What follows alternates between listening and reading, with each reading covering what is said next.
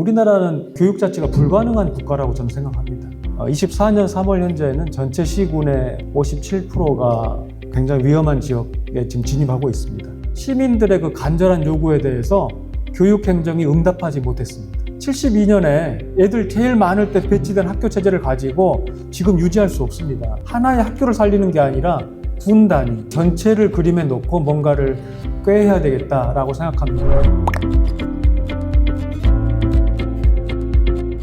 오늘은 제가 그 지방교육자치제도하고 교육특구를 묶어서 말씀을 드리려고 합니다. 많이 보셨을 그 인구 감소에 관한 표인데 생각했던 것보다 굉장히 빠르게 인구가 줄고 있고 72년에 가장 정점이었는데 그때와 비교해 보면 굉장히 많이 줄고 있고 근래 그 속도도 굉장히 빨라지고 있고 하는 걸 알 수 있습니다. 시군 단위로 보게 되면 2013년, 18년, 24년 5년 간격으로 보았을 때 소멸 위험 지역이나 소멸 고위험 지역으로 거기에 속하는 시군이 굉장히 빠르게 늘고 있고 24년 3월 현재는 전체 시군의 57%가 굉장히 위험한 지역에 지금 진입하고 있습니다. 그러니까 저 속도로 보게 되면 앞으로 또 몇 년 후가 되면 더 많은 지역이 소멸 위험에 진입할 것으로 보입니다.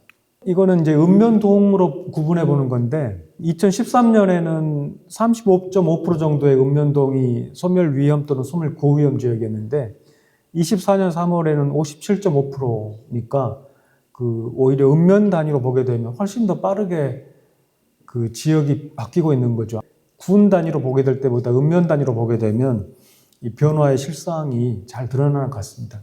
제가 이제 인구 문제를 왜 보여드리는가 하면 우리가 이제 오늘 강의 주제가 지방교육 자치 제도에 관한 문제인데 이제 우리가 당면한 문제를 해결하는데 효과적인 방안이라서 필요해서 우리가 제도를 활용하게 되는데 제 개인적으로는 지방교육 자치 제도가 지금 시점에서 도전하고 해결해야 될 가장 중요한 과제가 인구 변동에 따른 이 교육 문제인 것 같습니다. 윤석열 정부도 지역을 되살리는 문제에 굉장히 관심이 많았던 정부였습니다. 그리고 이제 그 윤석열 정부에서는 기회발전 특구라고 하는 것하고 교육발전 특구라고 하는 두 개의 특구 정책을 중심으로 지역을 살려보자라고 하는 입장을 가지고 있었습니다.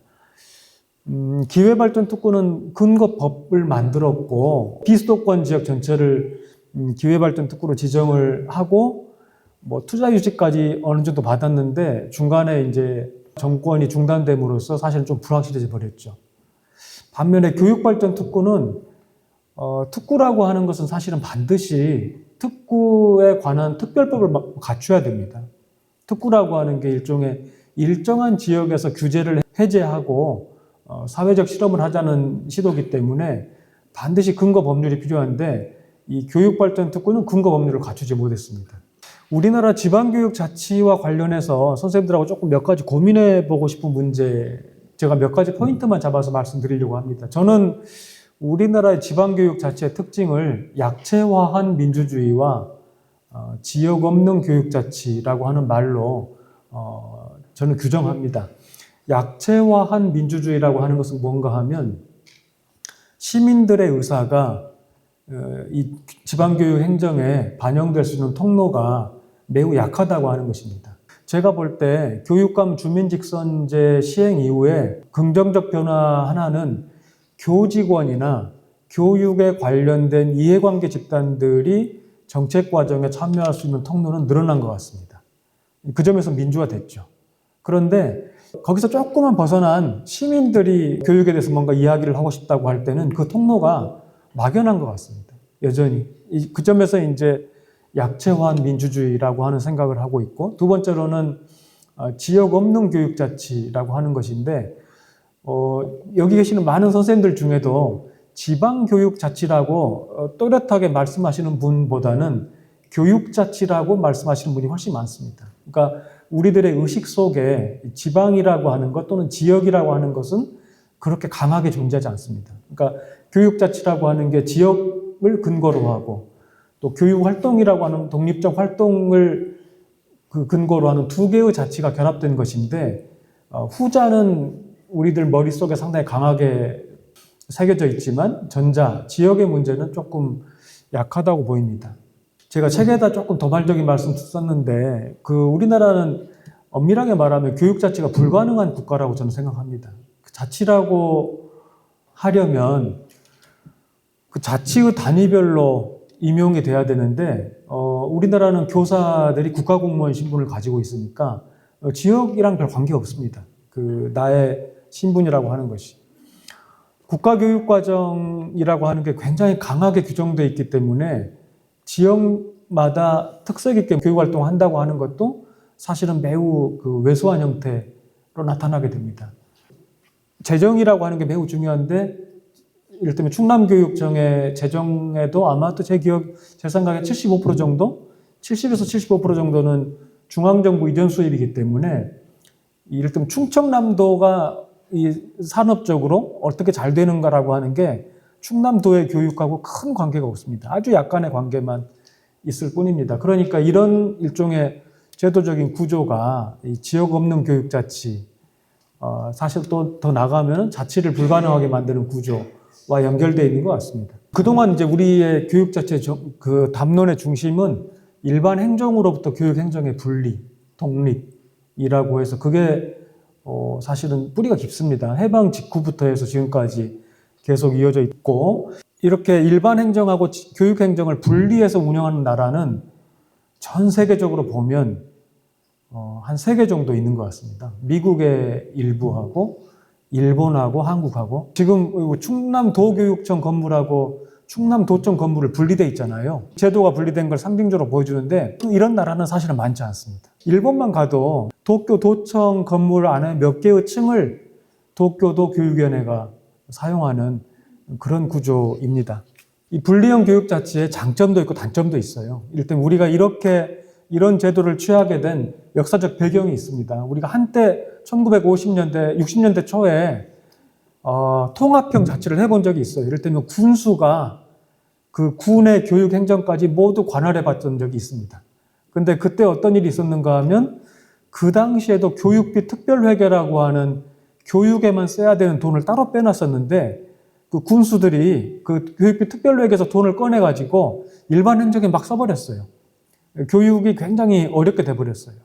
그러니까 이제 그런 배경에서 이제 그 당시에 교육자들이 제도를 분리해야 되겠다라고 이제 운동을 하고, 그게 여기까지 이어져 왔습니다. 그런데 단점도 있는 거죠. 분리되어 있다 보니까. 근데 이 단점에 대해서 우리가 그동안은 연계협력이라고 하는 담론으로 대응해 왔죠. 일반 행정과 교육행정의 연계협력을 꾀하자. 또 기초단위에서는 마을교육공동체, 이런 식으로 해왔었습니다. 그런데 사실은 지난 윤석열 정부에서 연계협력 담론의 실상이라고 할까? 현실이라고 하는 게 잘 드러난 것 같아요. 그러니까 유보통합이라고 하는 게 이제 일반 행정하고 교육 행정이 연합해서 뭘 하나로 만들어 보라는 거잖아요. 지지부진하죠. 잘 안 되고 있습니다. 늘봄체제도 모아서 좀 해보라고 하는 건데 잘 안 되고 있습니다. 그러니까 이 연계협력이라고 하는 게 현실이 그렇게 작동하는 것 같지는 않다, 이런 생각을 해볼 수 있습니다. 더 중요하게 제가 한번 선생님들하고 얘기해보고 싶은 사례가 이제 두 번째 사례인데, 경기도의 어떤 시에서 지금 경험하고 있는 일입니다. 그 시에 고등학교가 3개 있어요. 근데 거기도 아이들이 태어나는 게 좀 줄다 보니까 3개 고등학교가 다 영세한 거예요. 그러니까 입학생 수가 많지 않은 거예요. 근데 셋 중에 특별히 어떤 고등학교는 여자 고등학교인데, 여자 고등학교다 보니까 입학생이 더 많지 않은 거죠. 근데 고등학교 계시는 선생님들 경험하시겠지만, 전체 학생 수가 많지 않으면 1등급 애들이 많이 나오지 않잖아요. 그러니까 이 어떤 고등학교에는 신입생이 조금 들어오는데, 들어오자마자 애들이 다 자퇴해버리는 거예요. 20% 이상 자퇴를 해버려요. 그 학교는. 1학년 마치기 전에. 상당히 중요한 문제죠. 그 시에서.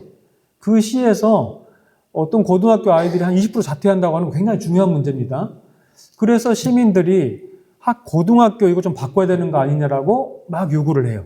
시민들의 그 간절한 요구에 대해서 교육행정이 응답하지 못했습니다.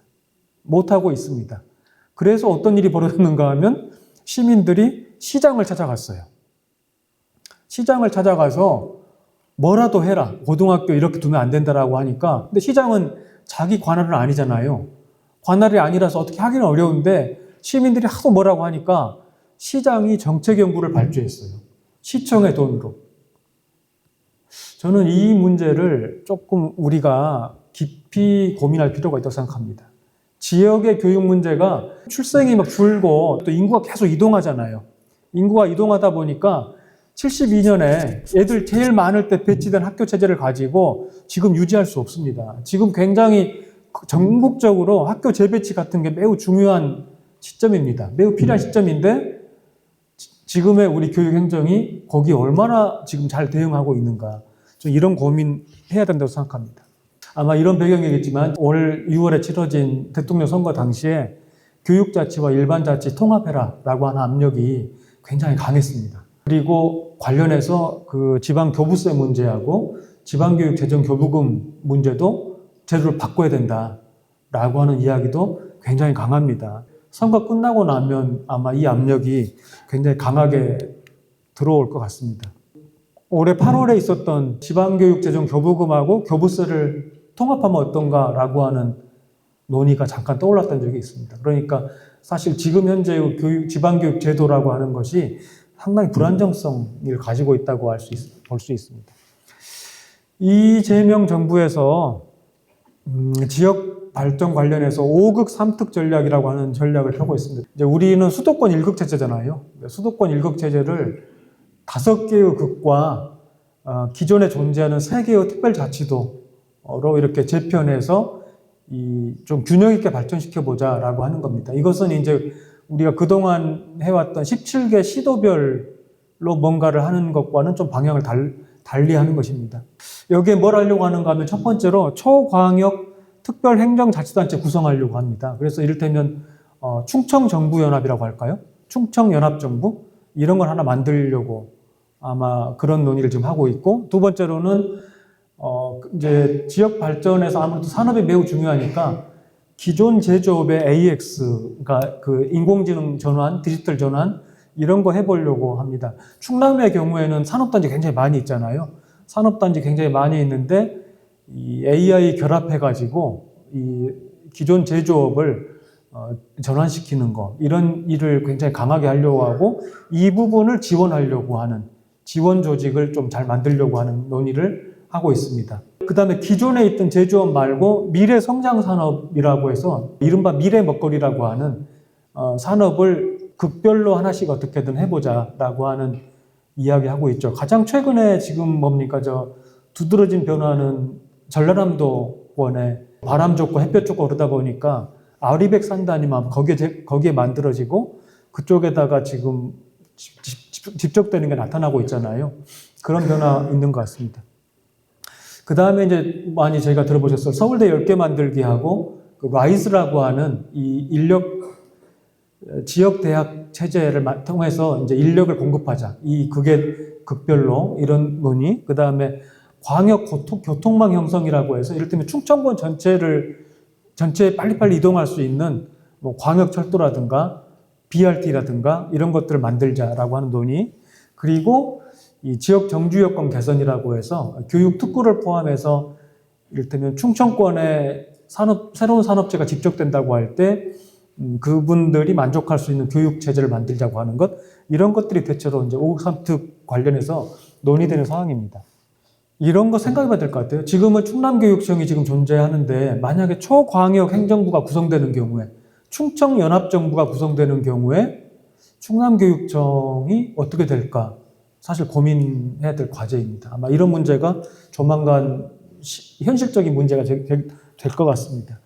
조금 생각을 바꿔야 될 게 있다고 저는 보는데 그동안은 우리 사고의 단위 또는 발전의 단위가 학교였습니다. 그러니까 이를테면 어느 쪽이든 학교였는데 작은 학교가 문제니까 통폐합하자는 사람들도 있었고요. 아니야, 작은 학교가 좋으니까 살리자고 하는 사람들도 있었고, 또는 과거 정부에 보게 되면 뭐 기숙형 학교를 지어서 학교를 좀 발전시켜 보자라고 하는 그러니까 학교를 단위로 학교를 살리거나 없애거나 이런 방식의 고민을 해왔던 거예요.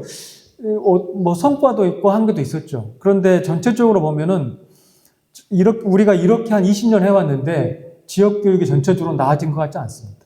그러니까 전체적으로 저는 안 좋아졌다고 생각합니다. 단위를 재검토하자는 말씀을 드리려고 하는데, 제가 드리려고 하는 말씀은 저는 적어도 군 단위가 발전의 단위가 되면 좋겠다고 생각합니다. 그러니까 우리가 지역의 교육을 살리자고 할 때 하나의 학교를 살리는 게 아니라 군 단위의 전체를 그림에 놓고 뭔가를 꾀해야 되겠다라고 생각합니다.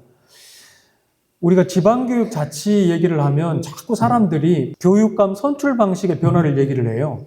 그러니까 주민직선을 계속 하는 게 맞느냐, 아니면 러닝메이트로 가는 게 맞느냐, 이런 얘기 하는데, 제가 볼 때 다른 건 안 바뀌고 교육감 선출 방식만 바뀐다고 하면 그가 주민직선으로 선출된 사람이건 러닝메이트 선출된 사람이건 지방교육 살리는데 별로 큰 차이를 만들지 못할 것 같습니다. 또 하나 5극 3특 전략 관련해서 조금 이제 우려스러운 부분은 뭔가 하면, 이를테면 동남권이라고 하는 부산, 울산, 경남 이 지역 연합의 경우에 결국은 다 부산으로 집중되지 않을까. 그러니까 5극이라고 하지만 극 안에서 대도시 하나로 집중되고 나머지는 더 위태로워지고 그러지 않을까라는 이제 우려가 있어요.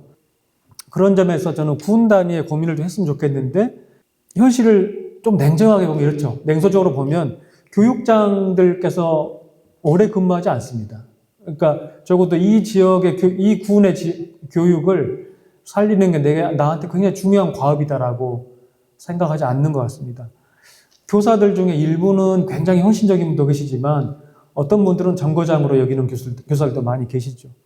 학교로 돈이 굉장히 많이 들어오는데 굉장히 비효율적입니다.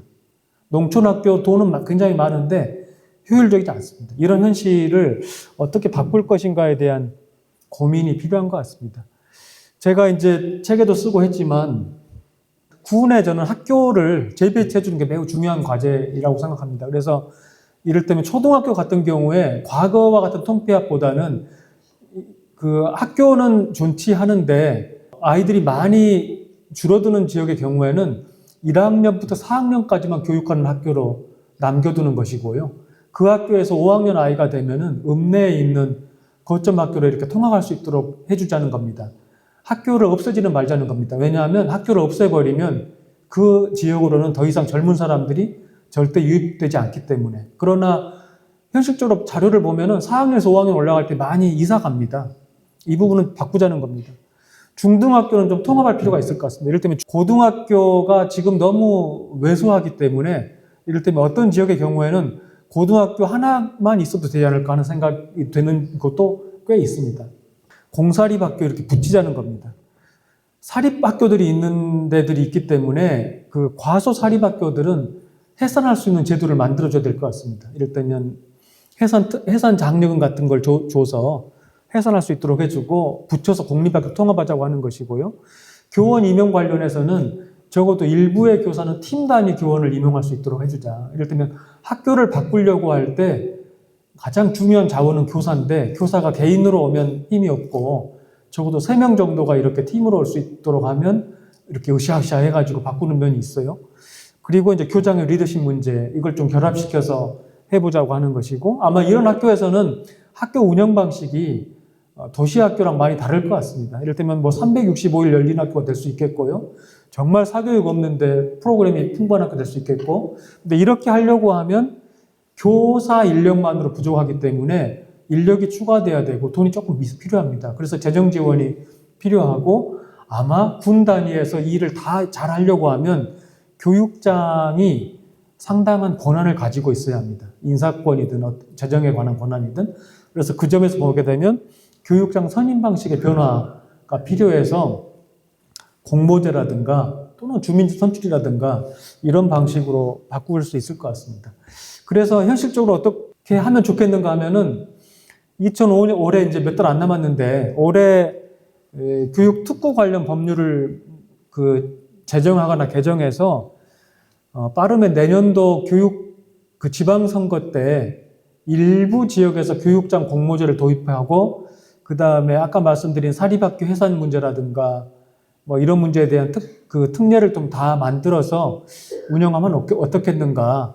5국 3특인데 5국당 2개, 3특 1개에서 총 13개 정도 교육지원청을 단위로 해보면 좋겠다라는 생각인데 현실적으로 쉽지 않을 것 같습니다. 지금 기간이 너무 많지 않아서 이제 그렇다고 한다면 두 번째 방법은 내년도 교육감 선거에 출마하는 분들이 적어도 공약으로 뭐 이를테면 충남교육청의 경우에 하나 또는 2개 지역의 경우에는 교육장에게 4년 임기를 보장하고 그가 책임지고 그 군의 교육을 이끌도록 하고 결부지어서 이제 뭐 사립학교 해산이라든가 여러 가지 문제에 대한 특례법은 정부가 만들고 이 2개를 결합시켜서 지역의 교육을 좀 바꿔봐야 되지 않겠는가. 그리고 우리가 지금부터 4년 정도, 앞으로 내년부터 조금이라도 변화가 있다고 하면 아마 이 지방교육 자치를 둘러싼 논의의 내용이나 양상도 달라질 것 같아요. 그런데 우리가 또